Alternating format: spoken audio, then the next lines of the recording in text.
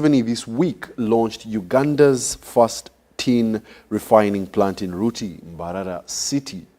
This facility is owned by Woodcross Resources, a company which is composed of a mining division focused on the exploration, development and operation of mining licenses in Uganda, a commercial scale in tin refinery located in Mbarara, and the mineral trading division purchasing concentrate from audited mining sites across the Great Lakes region of East Africa. Tin is a type of mineral ore that contains tin, a soft, malleable, silvery white metal. Tin is commonly used in various applications, including as coating for other metals to prevent corrosion, in the production of solders, as a component of electronics, and in the manufacturing of tin cans. During the launch, President Yoweri Kaguta Museveni, who was in company of the first daughter, Mrs. Natasha Museveni, emphasized his call for value-added materials like minerals. He said, when minerals are exported and processed, Uganda loses a lot of revenue and other benefits that could steer the country a lot of revenue and get socio-economic transformation. Woodcross Resources Managing Director, Mr. Omida Mary, was happy to confirm to the President that they managed to fulfill the promise that they made him 2 years ago, that they will set up the tin refinery in Uganda.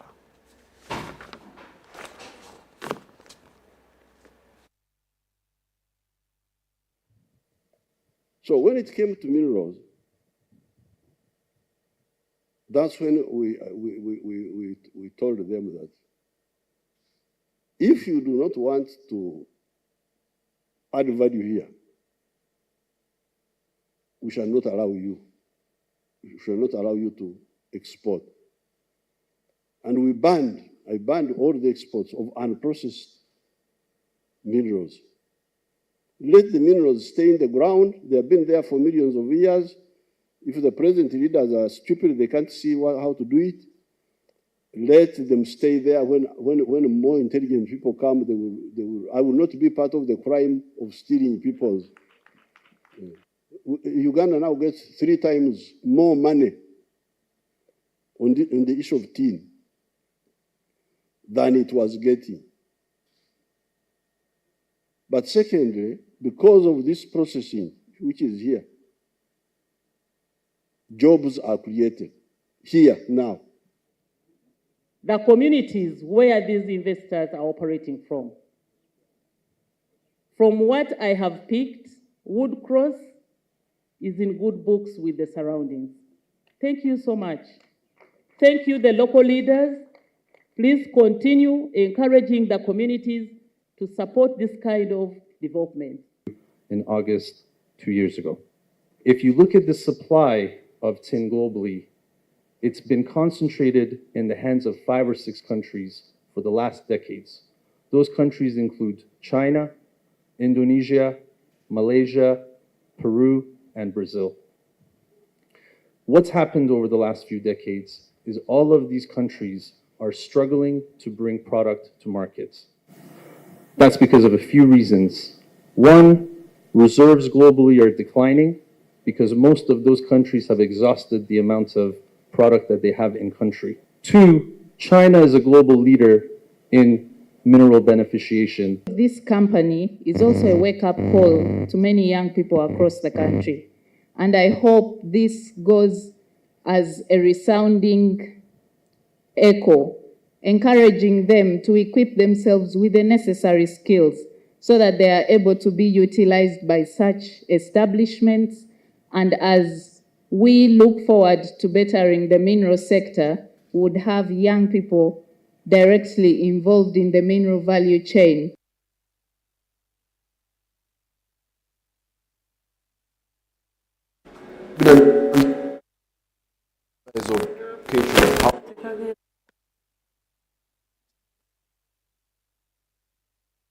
While this exercise, number Parliament of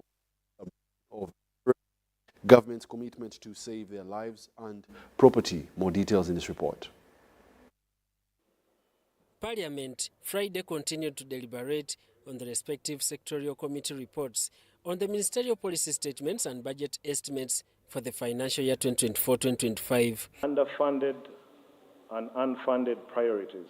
The Parliamentary Committee on Health presented its report highlighting the need for about 2.7 trillion shillings for the health subsector. The figure excludes KCCA and local governments.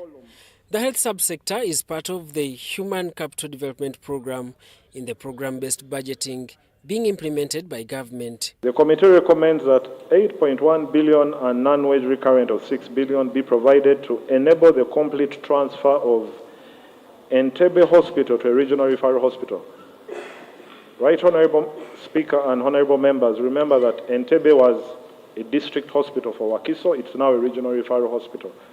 So we need that money to enable it operate fully.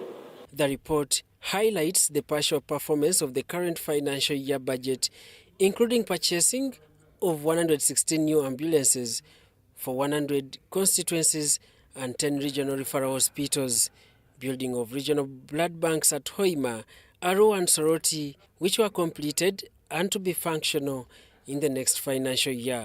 The committee recommends that the Ministry of Health should be provided with 12.8 billion shillings for the financial year 2024-25 to enable it to establish in a phased manner the national ambulance system. In the budget projections for the next financial year, government wants to resurrect the National Health Insurance Scheme, which bill has since flopped several times. According to the report, the bill has been revised and resubmitted to Cabinet. But the MPs recommend that government considers a levy on third-party motor vehicle insurance and earmark it for the health sector. The MPs recommend that the ceiling of the non-tax revenue collection from private wings in government hospitals be revised. They cite examples that some hospitals like Butabika, among others, collect more money through the private wing, but the hospitals have remained dilapidated. The moment Parliament passes a budget and the vote limits have been indicated, when they run short of operational funds, yet they have NTR, then they can write to Parliament and make a request to retain. That's the effect. It was the basis for the motion we moved for local governments to retain revenue here, moved by the Honorable Narima, and Parliament actually carried that motion to allow them to retain their monies because of the laggard nature of financial operations from the Ministry of Finance. So it's up to them to get that from their slumber and be proactive and implement Section 293. Right, Honourable Speaker. The MPs reacted on the budget for the health subsector. It's quite alarming. We have no oxygen plant. We do not have a surgical complex. We do not.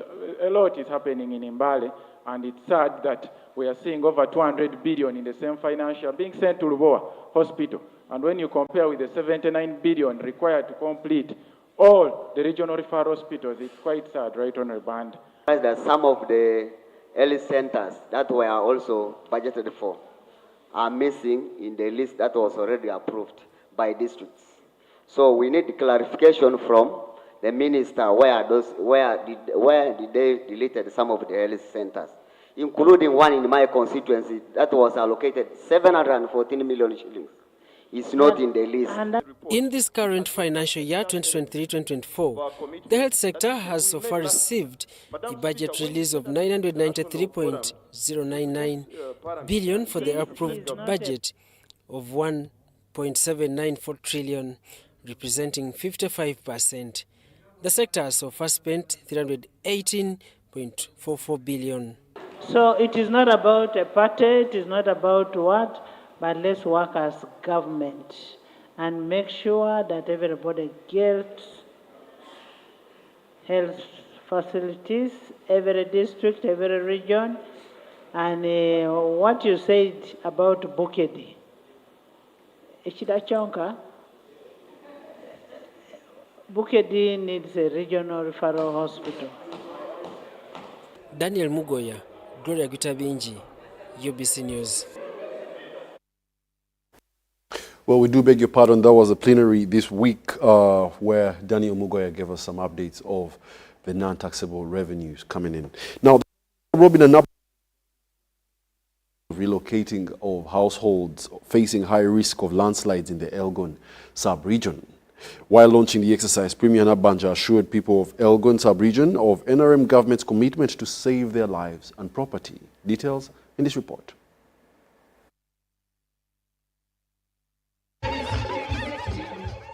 The relocation exercise started with the government making a cash disbursement of 10 million shillings being sent to individual landslides high-risk households on top of the 7 million shillings that was earlier given out by Give Directly, a non-government organization. On Friday, government disbursed 2.76 billion shillings to 276 households in Bududa district.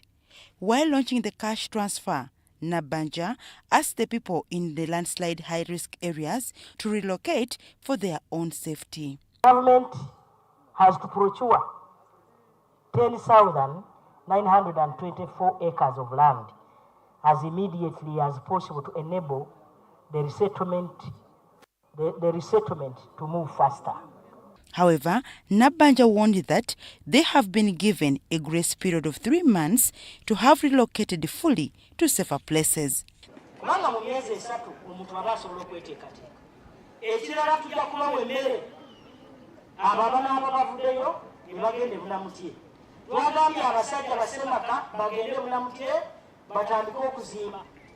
The State Minister for Disaster Preparedness, Relief and Refugees, Lillian Abe, asked the people of Elgon sub-region to take this exercise seriously because it is meant to save their lives. It will not be good if we launch the transfer today and again we hear that people came back and settled in those high-risk areas.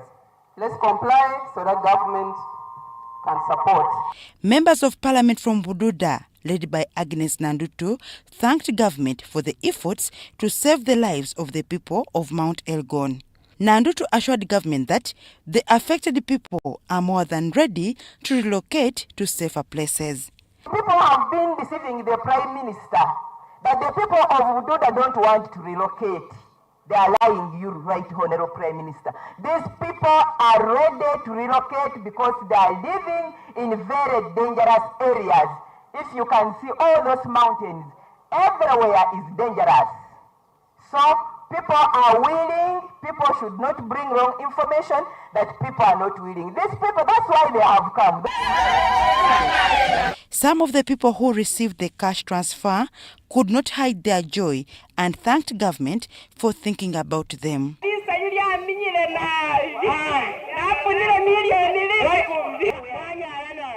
Government is set to compensate households in the landslides high-risk areas to avoid a repeat of the previous years. Now, after a successful year of business, Kansai Plus Manufacturing Company has awarded its top dealers. At the end of the year grand dinner, it was announced that the top 10 dealers will travel to the US to watch the upcoming Cricket World Cup.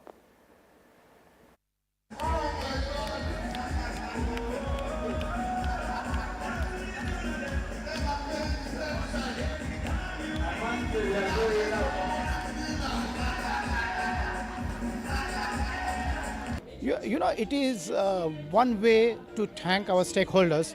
And it is also a very major event where I get to meet all the dealers, whoever are able to come here, because it's very difficult for me to go and reach out to all the 500 dealers in a year. But this is a very good platform for me to actually say thank you to them personally and also to interact with them. So for 2023, we have grown around 14% in Uganda, around 23% in Burundi, 67% in Congo, and again 23% in South Sudan. So it's phenomenal. It's a very good achievement, and I'm very, very happy with what we have done in 2023. For 2024, we are very, very optimistic. The start of the year has been amazing. We are already showing a growth of almost 11% in the first quarter, and every single month we have done more than 3 million liters. So that's really amazing. Now we celebrate and award our top performing hardware dealers every year. We give them awards and certificates of recognition. But also, I must tell you that this year the top 10 dealers are also going to be going for a trip to the West Indies for the Cricket World Cup, which is slated for June. As you know, Plascon is also the official paint partner of the Cricket Cranes. So we shall be part of Ugandans who will be in the West Indies to cheer our national team when it is taking part in the Cricket World Cup. So those top customers, the top 10, will also be part of that group which will go to the West Indies for the Cricket World Cup.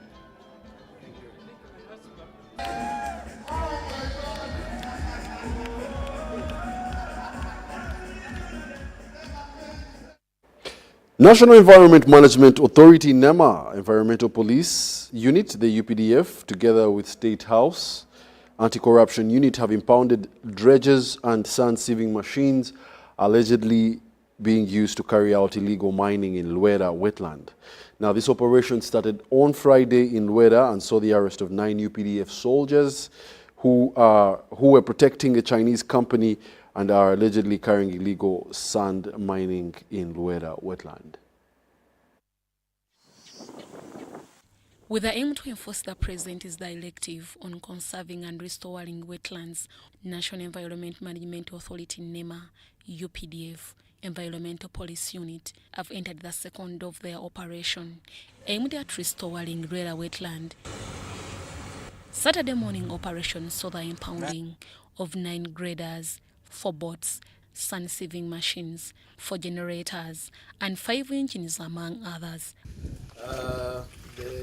Our objective today is to impound motor vehicles, trucks and excavators or tractors, then demobilizing the mining sites where Maram was dumped, demolishing structures in the wetland, arresting proprietors, and the supervisor targeting prosecution of the graders. Major Joshua Karamaji adds that NEMA will continue with our operations aimed at conserving Luera wetland. We're also ensuring that there is continued supervision of the targets and monitoring and surveillance of the sites that for compliance purposes. And we're working with the local leaders to enable them better enforce the environment regulations and sand mining in the locality. Thank you. On the ground, we are going to impound all the exhibits that are movable, and those that are not movable, we shall find a ways of safely demobilizing them. In addition to impounding this equipment, over 20 people were arrested at different sites. In Friday's operation, 7 UPDF officers who were protecting HK Sand Mining Company that belongs to Chinese were arrested at the site and taken to Lukaya police station.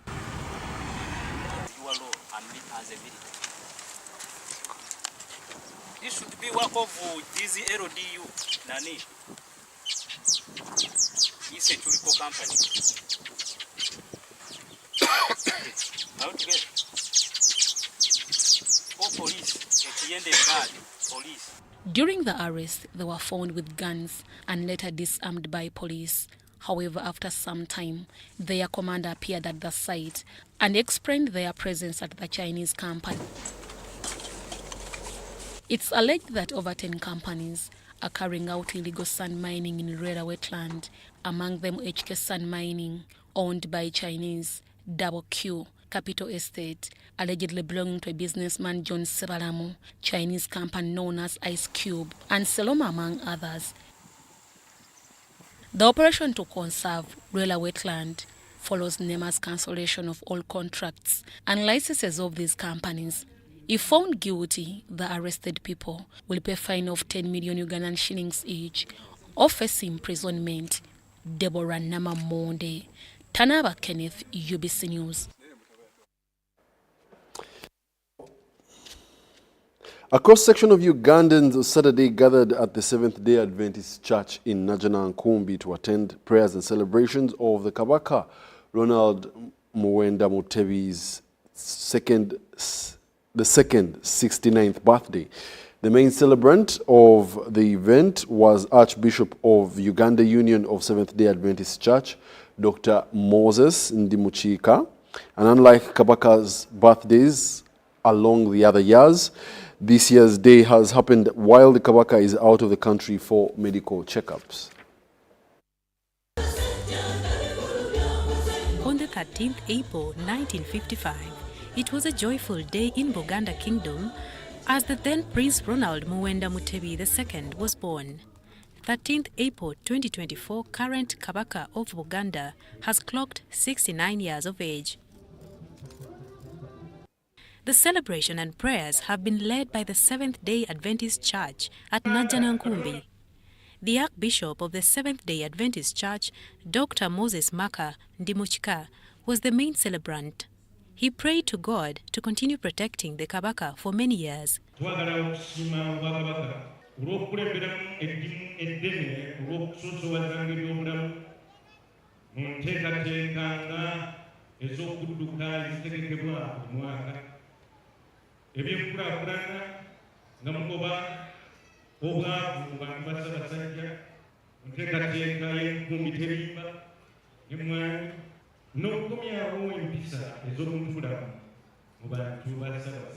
The day's preacher, Bishop Samuel Kajoba, advised the public to avoid being taken by earthly things but work for the kingdom of God.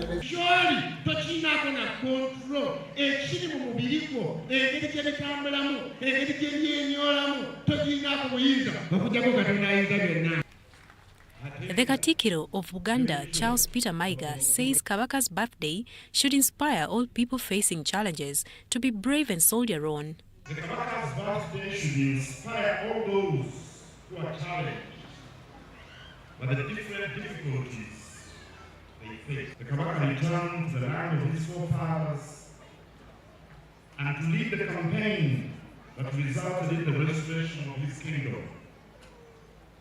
My friends, always retain hope, always have courage, always be people of character.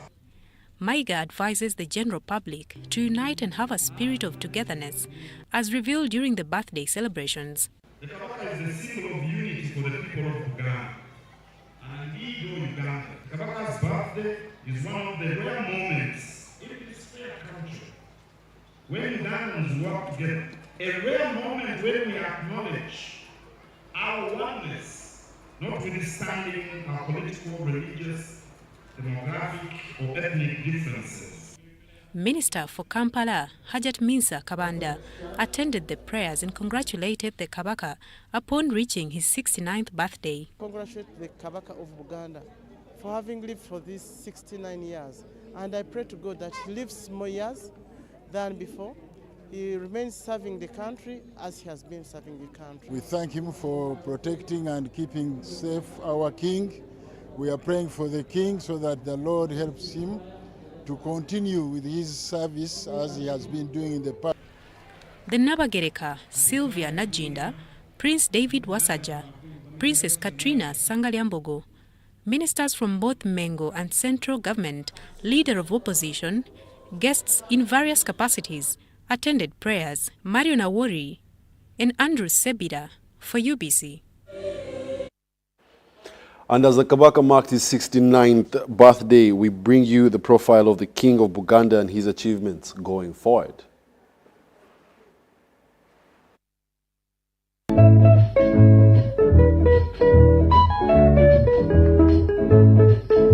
April marks Kabaka Ronald Muwenda Mutebi II's birthday. Born in April 1955 at Mulago Hospital to Sekabaka Mutesa II and Namasole, Queen Mother Narulesa Sosonkole of the Achima clan, the young boy was destined for greatness.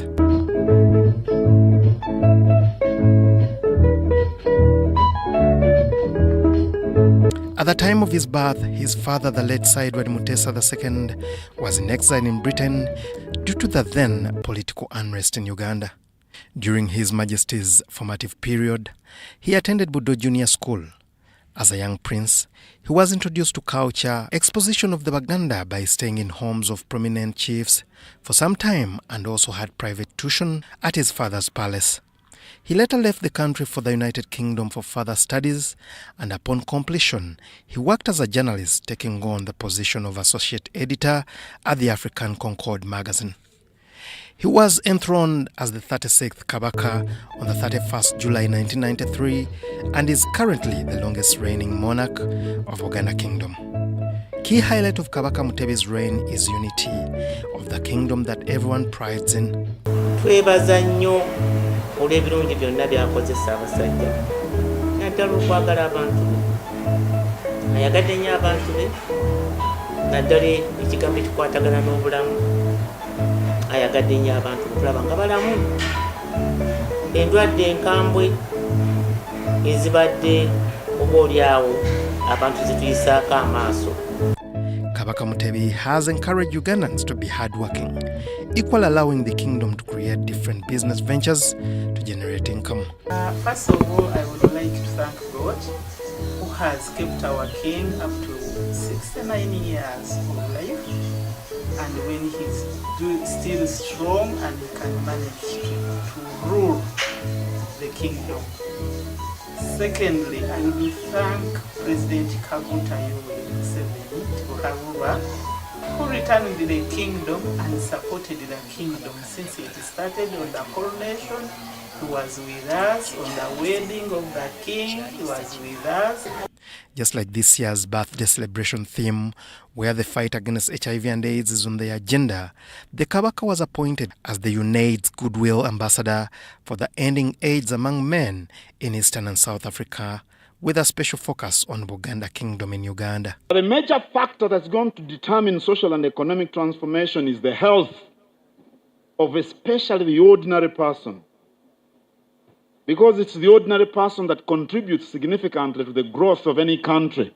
We therefore join the efforts of the international community, UNAIDS, Uganda AIDS Commission, and all people involved in promoting our health in the fight against HIV/AIDS. And we should all be happy because the Kabaka is the goodwill ambassador for the African continent. Kabaka Muwenda Mutebi has always engaged in different diplomatic activities, cultural exchange with other leaders, ensuring that his subjects prosper, live healthy lives, get good education, and maintain the kingdom's autonomy and cultural identity with the nation's broader national framework.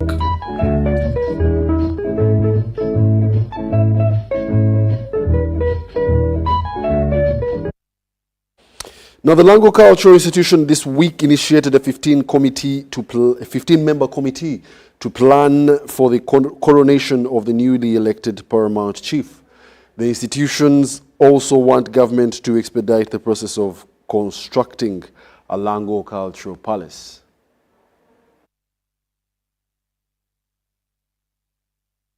Council of Uitong resolved to hold the enthronement of their newly elected paramount chief in November this year.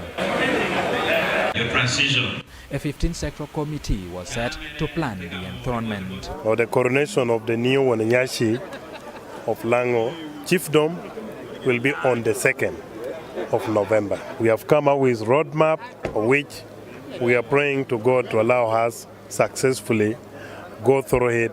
Government Chief Whip Dennis Samson Obua was appointed to chair the National Organizing Committee, deputized by Maruzi County MP Maxwell Akwara. So it's a very significant function that for the first time in many years, in more than 20 years, Lango can come together and showcase to the rest of Uganda that we are also here and we are important. We have now today set about 15 committees that should work with the chairpersons and the members and engage other stakeholders.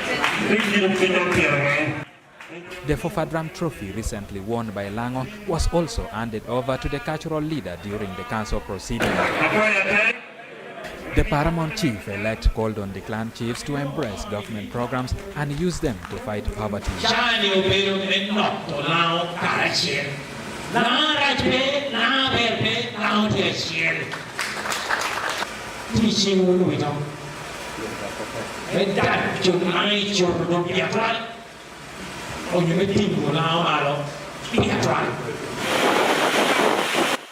The council session was, however, disrupted by heavy downpour.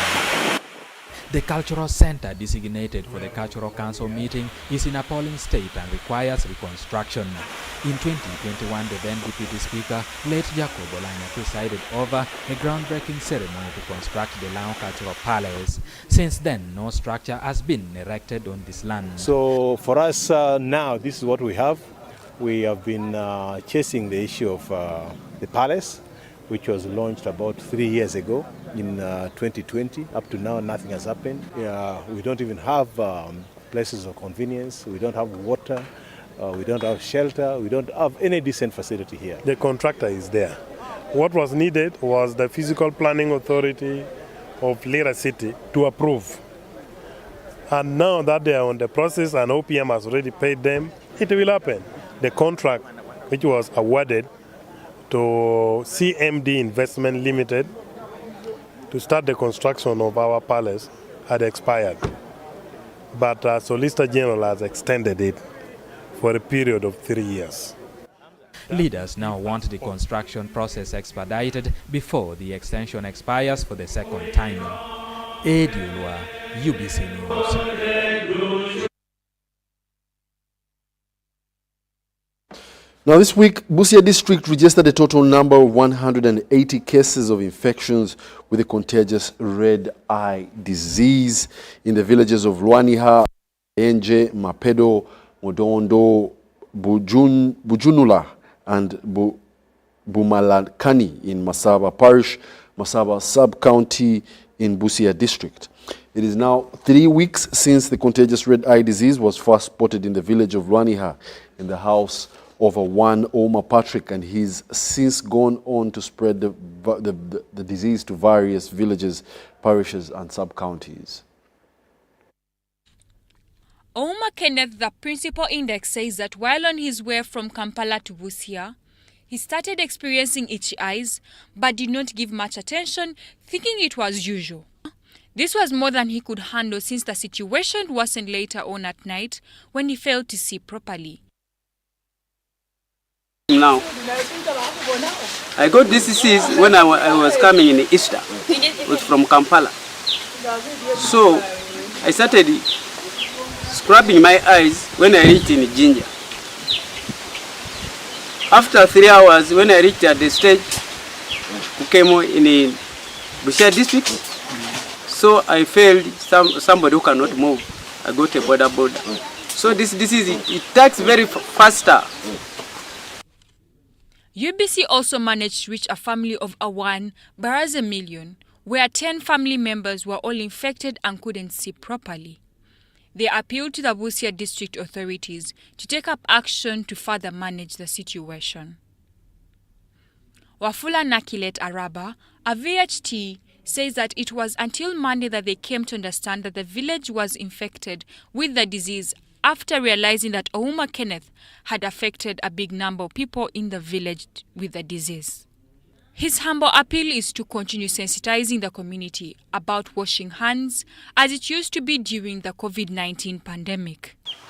The one who brought it came from Kampala, came during Easter Monday. So they never knew how he was. But once he came, he started struggling, catching this and there, and you know this disease.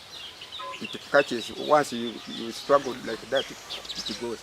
So on Tuesday, the health assistant came. We survived the village, but Lwaniha was most popularly attacked, informing these VHTs and the LOC ones, plus the population, to make this tip-top again.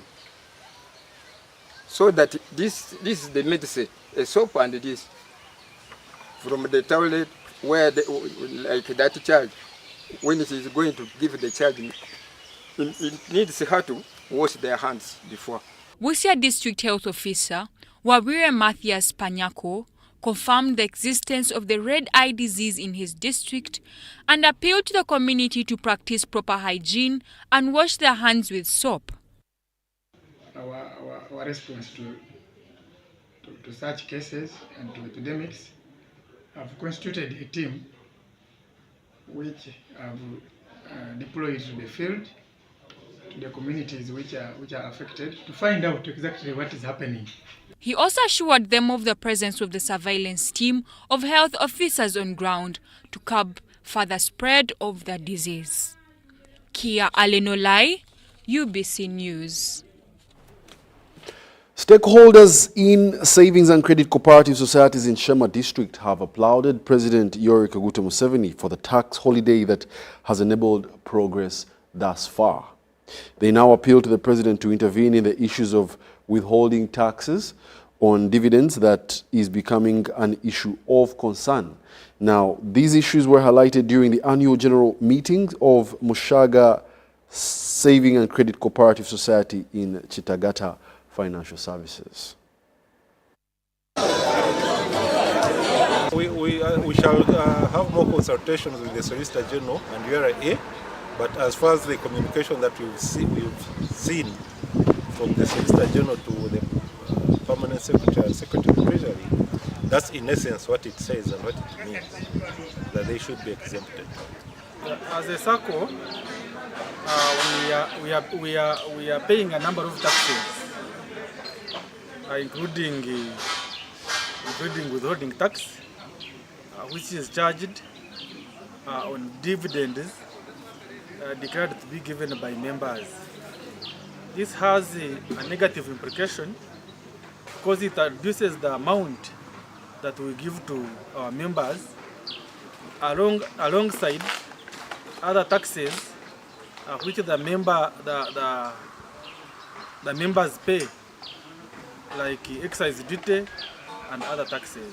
So we want to thank the government and the president for responding to the people of Uganda and ensuring that let the SACCOs get tax holidays. They first grow and they attracted their membership.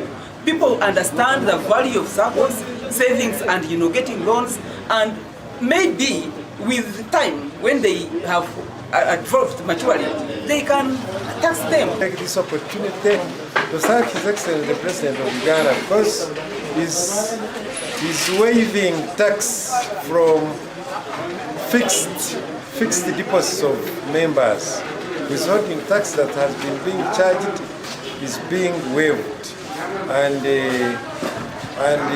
slowly, most of the taxes that have been disturbing our SACCOs will be waived or removed. So we thank His Excellency the President. The tax holiday that was given to us by the President, that saving is the one we have used to construct such a beautiful and wonderful office. We have constructed our office without having any external loan because we have planned it by saving surore for almost 5 years. Grateful to His Excellency the President of the Republic of Uganda for giving us a carefree environment for doing business, and they gave us an exemption on taxation for these SACCOs. We have not been paying taxes because of His Excellency, and we are grateful. Chambogo University has decried the high bar set for graduates to penetrate into the engineering industry, as many would-be potential employers are seeking for much experience, while others want internationally recognized certificates. Engineering industry supporting the university's Faculty of Engineering. The university's Vice-Chancellor, Professor Eli Katunguka, commended companies and industries that have taken on graduates, trainees, and those offering internship placements. The collaboration between universities and specific companies is critical in the provision of hands-on skills to students pursuing academic excellence. These enroll students as graduate trainees, while others offer internship placements. How we can improve. And I can assure you, places where I have seen a very close relationship between industry and academia are places where there are no complaints about the quality of graduates. So let us learn from such, and let us have a close relationship between the university and the industry. Chambogo University, a faculty of engineering, has recognized those engineering industries offering opportunities and practical assistance while executing the mandate of teaching students. And importantly, you will play a very big role in trying to shape our students and make them have that aspect of adaptability to the changing situations. You know, we talk of technology, it's changing, environment is changing. And the Vice-Chancellor of the university, Professor Eli Katunguka, commends these institutions. However, he has decried of the high bar set for the absorption of graduates. We will be able to see how we can work with the industries to improve the way they do things so that they can make more money. And also get our students introduced to new technologies of manufacturing, new technologies of artificial intelligence, robotics and all that, which is not here in the university, but is in the industries. The Petroleum Authority urges traditional universities to acquire internationally recognized certificates to produce globally competitive graduates, especially in the booming oil industry. So because of the high standards, it is a requirement that a person who is going to do welding should be internationally certified from an internationally accredited institution. So what we're encouraging universities to do is to make sure that they also get international certifications. For instance, OPITO, for instance, EACITB. Apart from providing a training ground to students, universities benefit by transferring theoretical research into practical applications. As well, companies acquire new findings from the academia to fit the market dynamics. Komagom Rogers and Abdul Nasir Luwama for UBC. Thank you so much. Fred! Osmosis. Freddy! Fred Dollar, my boss, CEO Inojo, the general of generals, the conqueror of conquerors, the first and the final, the sky above the skies, the promised land, the terms and the conditions, the international king crocodile, the source of the Nile.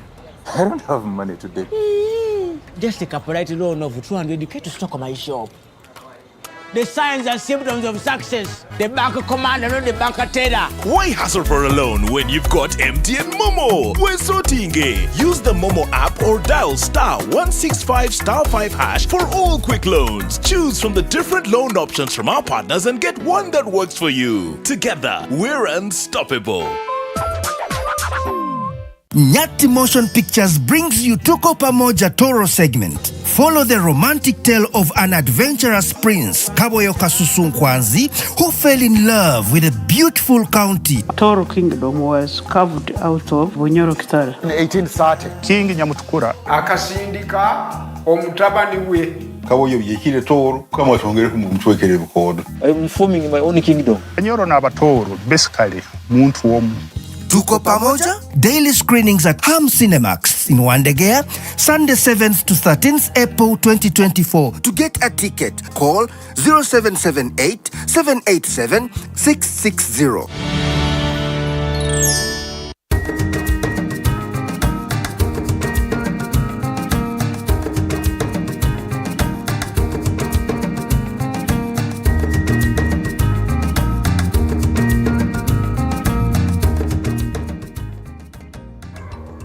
My name is Amos Muhinduki. I'm the chairperson Loans Committee for Chaka Central Produce Dealers Circle. We received the funds in 2021, so we have gone 2 years down the road. We got 30 million, but at the moment we have around 52 millions. We have 54 groups from within Chaka Central alone, and around 34 groups have benefited. We are expecting another funding from government so that we can also bring the other groups on board. We give them loans. First of all, they pay shares and also save 10% of the loan amount that they want. And they take the loans for 6 months.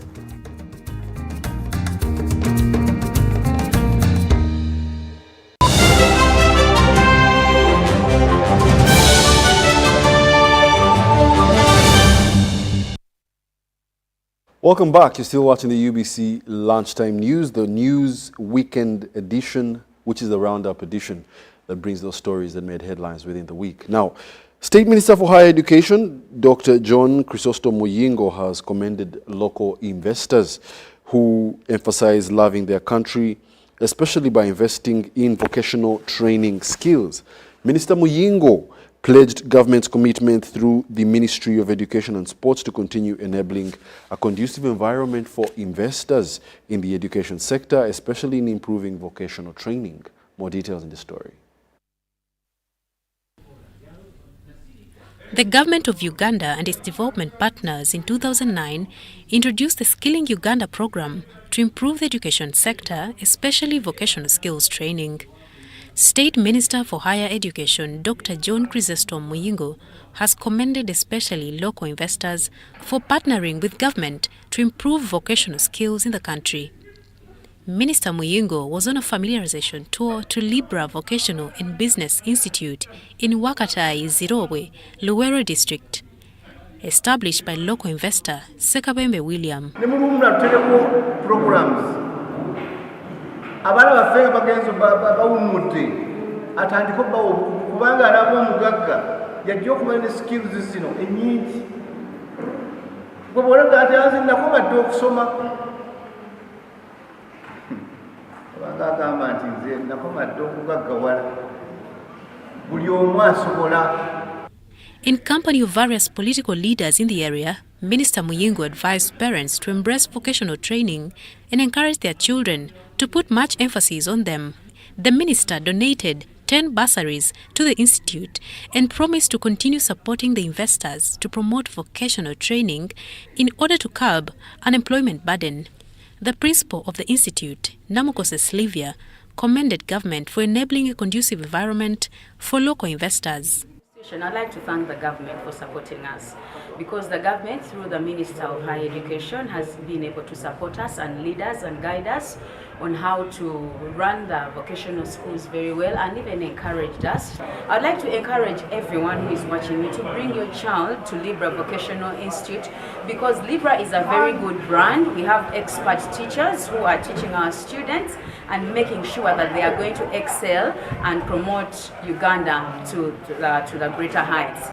Mariana Wori and Fred Kasibante for UBC.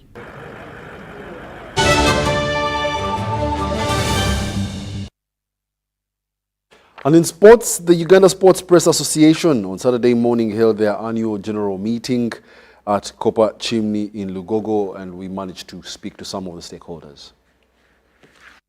So did win gold after winning all their formats, and that's a round-robin format. On the morning of Saturday, 13th April, Uganda Sports Press Association held its 2024 annual general meeting. The purpose of the meeting was to take members through a number of thematic areas that the current executive team has attained since taking over office in 2022. USPA is now a fully registered body. USPA, Uganda Sports Press Association Limited, are fully recognized by government, and that ensures that we now have the allowance to act as a legal body. We have now the allowance to secure our patents. We now have the liberty to enter into agreements, to make lobbies and make statutory institutions as regards to our constitution.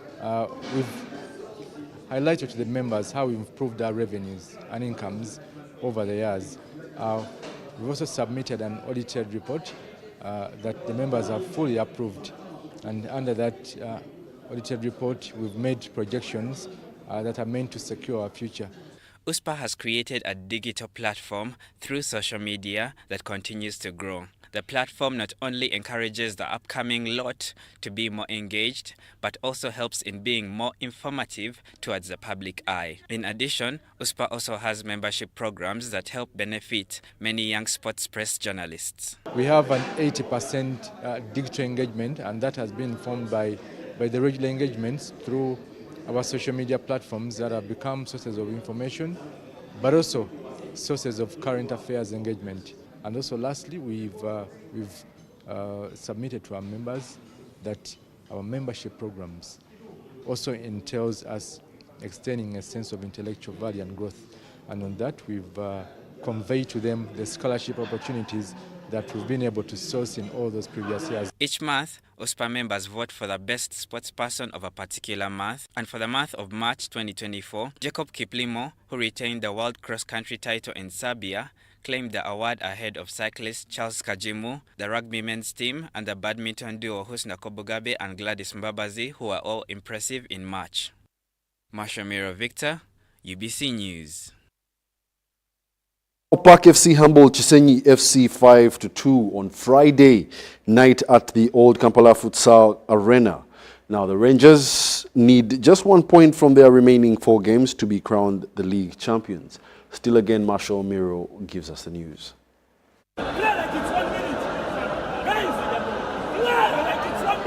Park FC are 1 point away from claiming their second futsal league crown. The 2023-24 Bet Power Super League season has been a success for them so far. On Friday, 12th April 2024, at the Old Kampala Futsal Arena, the Rangers, who are still unbeaten, humbled Chisenyi by 5-3, thanks to contributions from Samuel Kaliango, Michael Abura, Jalil Zimula, and Abasi Jr. Mengo City FC put 5 past Kawempe FC, who displayed a good fight, albeit their 2 goals were not enough for them as they seek a first point of the season. Mengo City dedicated the win to all Muslims who successfully completed their fasting period. Yeah, it's been a good game coming from the Eid holidays. Most of our players are Muslims, they've been fasting. That's why we've been struggling a little bit. But it's been a blessing to put up such a performance. The results are not so important, but what we really needed was the performance to come and play, because we've been struggling a little bit. That's why we've been seeing results have not been our way. But it's a blessing that we got these results. Kawempe, we underlooked the team. We thought they were underdogs, but they put quite a good performance coming into this game. So it's been a bonus to win.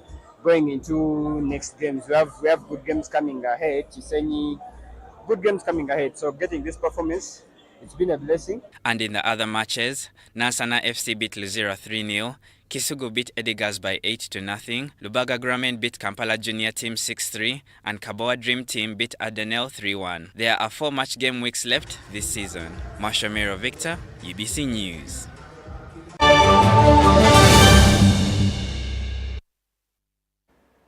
And that brings us to the end of the weekly Roundup News Bulletin. My name is Wadulo Mark Arnold. Do enjoy your Sunday afternoon and remember to put God first. Have yourselves a lovely one.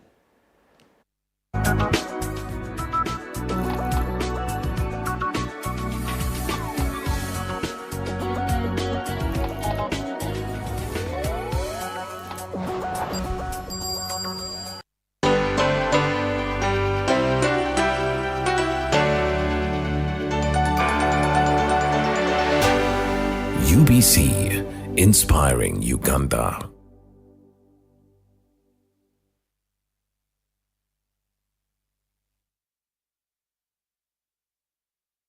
UBC, inspiring Uganda.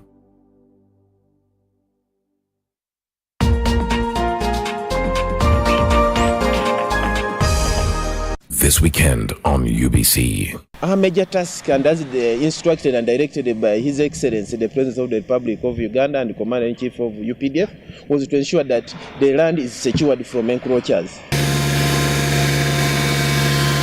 People will no longer be standing